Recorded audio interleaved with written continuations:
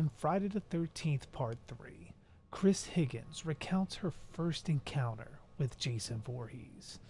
It begins after an argument with her parents that resulted in Chris storming off into the woods by Higgins Haven, only for Jason to find her waking up after sleeping by a tree. The two struggle with each other, with Chris kicking and clawing her way for freedom, and Jason grabbing at her, desperate to hold on and not let her escape. The ordeal ends with Chris blacking out as Jason drags her off. Later waking up at home in her own bed, her parents go on as if it never happened, and Chris, being haunted by Jason's unmasked face, cannot forget. While this scene established a history between both Jason and Chris, it also sparks the question of why Jason never killed Chris when she blacked out, and why did her parents treat these events as if they never happened. My theory is that Chris never truly encountered Jason until Part 3. After she ran into the woods and fell asleep, Chris likely tapped into the same ability displayed by Tina Shepard in Part 7.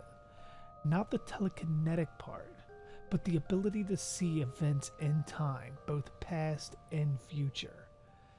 It's here she likely had a vision or dream of Jason attacking her, foreshadowing her own ordeal a few years later.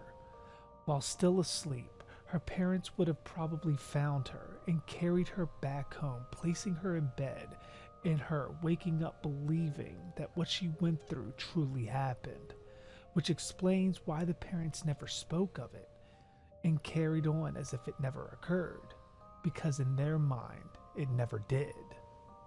This also explains why Chris believes she was attacked by Pamela near the end of the film.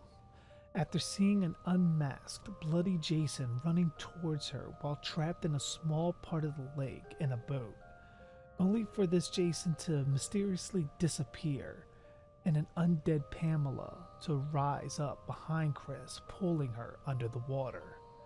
The next time we see her, she has been mentally destroyed, telling the cops about a woman in the lake and sinking into insane laughter, believing it to have happened, even though a masked unconscious Jason, who is believed to be dead at this point, is still in the same spot he was in the night before. This tells me that Chris was consumed by her visions and was broken. Unlike Tina, who was traumatized but has still received psychiatric help very early in her life and remained very emotionally stable compared to Chris.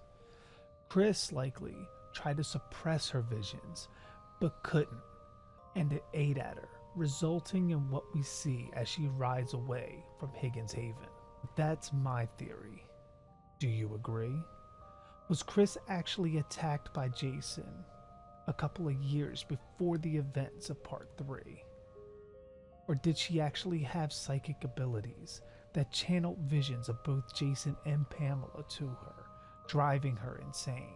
Comment below with your own theories, and be sure to like, share, and subscribe, as well as hitting the notification bell to be alerted whenever a new video is uploaded. And don't forget to check me out on Instagram, Twitter, and Facebook, as well as my Twitch for my upcoming live Q&A while streaming Friday the 13th the game and Dead by Daylight. All links will be in the description box below, and I look forward to seeing you guys there in the near future. And as always, I am JG Dark, and thanks for watching.